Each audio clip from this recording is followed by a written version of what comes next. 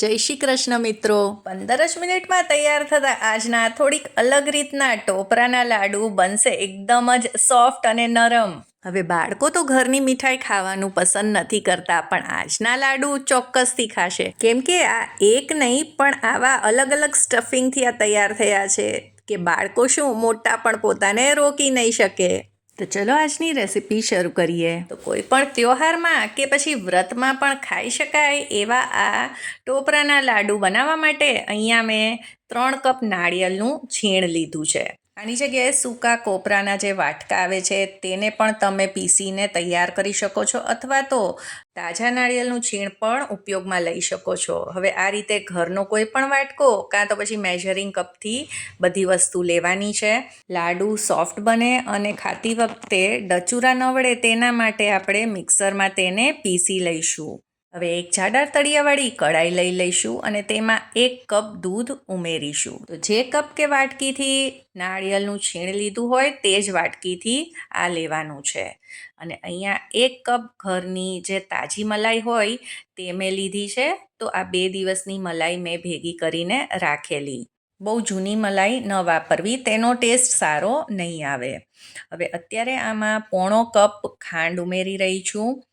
તો આજના માપ પ્રમાણે ખાંડ એકદમ જ પરફેક્ટ છે. તમે ઓછું ગળ્યું ખાતા હો તો ખાંડનું પ્રમાણ અડધો કપ પણ કરી શકો છો. હવે સૌથી પહેલાં ખાંડને આપણે આ રીતે જ મિક્સ કરી લઈશું. તો આ પ્રોસેસ ગેસ ઉપર મૂક્યા પહેલાં કરવાની છે. ખાંડ જ્યારે ઓગળી જાય પછી આપણે ગેસ ઉપર આ કઢાઈને મૂકી દઈશું અને એકદમ જ ખાંડને ઓગળવા દઈશું. ખાંડ ઓગળે એટલે પછી જ તેમાં આપણે આ નાળિયેરનું છીણ જે આપણે થોડુંક પીસીને રાખેલું તે ઉમેરી દઈશું. તો આજે આપણે આ ટોપરાના લાડુ એવી રીતે તૈયાર કરશું ને કે તે બગડશે જ નહીં, કેમ કે આમાં ચાસણી પણ બનાવવાની નથી.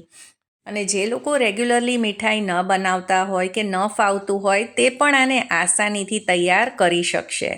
હવે નાળિયેરનું છીણ સરસ રીતે આમાં મિક્સ થઈ ગયું છે. તો પછી આપણે 1 કપ મિલ્ક પાવડર આ રીતે થોડો થોડો ઉમેરતા જઈ આને મિક્સ કરતા જઈશું.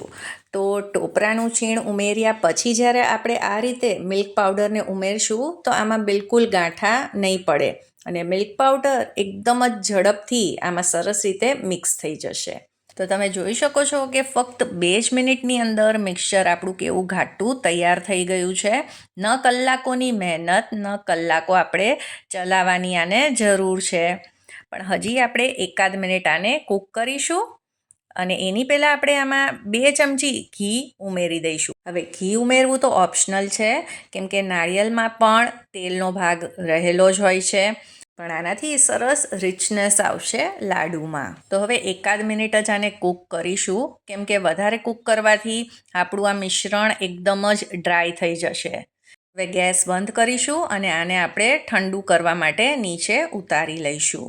હવે એક સ્ટફિંગ તૈયાર કરીએ જેનાથી આ લાડુનો સ્વાદ 100 ગણો વધી જશે. તો મિક્સિંગ બોલમાં લઈ લઈશું 1 મોટી ચમચી ગુલકંદ, સાથે જ 2 મોટી ચમચી કિશમિશ લીધી છે. તો આ જે મીઠી કિશમિશ આવે તે છે, ખટાશ પડતી નથી. બદામને મીડિયમ સાઇઝના પીસમાં કાપી લીધા છે, તે લઈ લઈશું અને સાથે જ કાજુ પણ તે રીતે કાપીને ઉમેર્યા છે. હવે ડ્રાય ફ્રૂટ્સ તમે તમારી મનપસંદના લઈ શકો છો. 1 મોટી ચમચી વરિયાળીને સેજ શેકીને ઉમેરી છે અને આમાં બાઇન્ડિંગ માટે મેં 2 મોટી ચમચી નાળિયેરનું છીણ ઉમેર્યું છે. આગળ જો જરૂર લાગશે તો થોડુંક બીજું પણ ઉમેરીશું. અને તમને ખબર જ છે કે નાળિયેર સાથે રોઝનું કોમ્બિનેશન તો કેટલું સરસ લાગે છે, એટલે અહીંયા મેં રોઝ સિરપ ઉમેર્યું છે. એટલે આપણે જે શરબત બનાવવામાં યુઝ કરીએ તે જ આ સિરપ છે.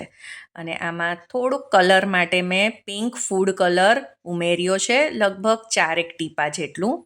તો કલર વાપરવો ઓપ્શનલ છે, તેના વગર પણ તમે આને તૈયાર કરી શકો છો. તો હવે સૌથી પહેલાં આપણે બધી વસ્તુઓને મિક્સ કરીશું અને આમાં ફરીથી મેં 2 ચમચી જેટલું નાળિયેરનું છીણ ઉમેર્યું છે અને સાથે જ 1 મોટી ચમચી ઘરની મલાઈ ઉમેરી છે.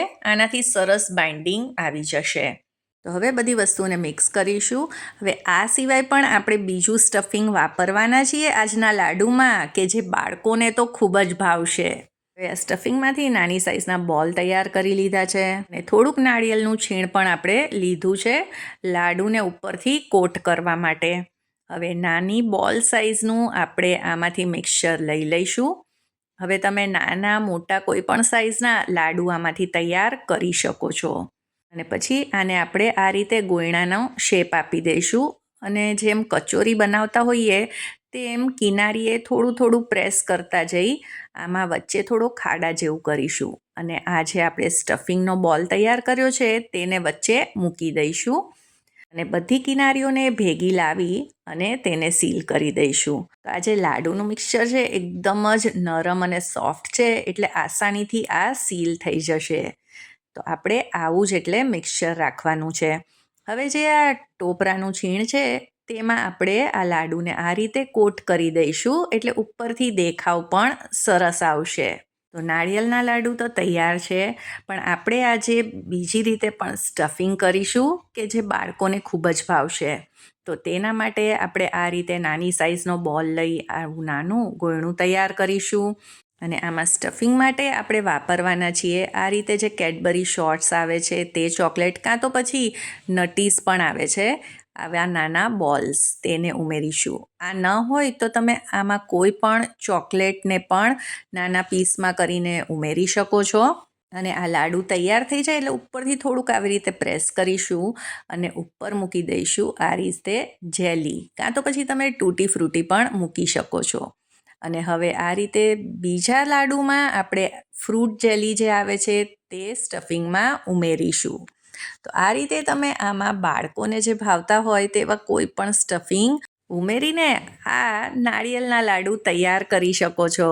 તો તમે મને કમેન્ટમાં જરૂરથી જણાવજો કે તમે તમારા બાળકો માટે કયા સ્ટફિંગવાળા આ લાડુ તૈયાર કરશો.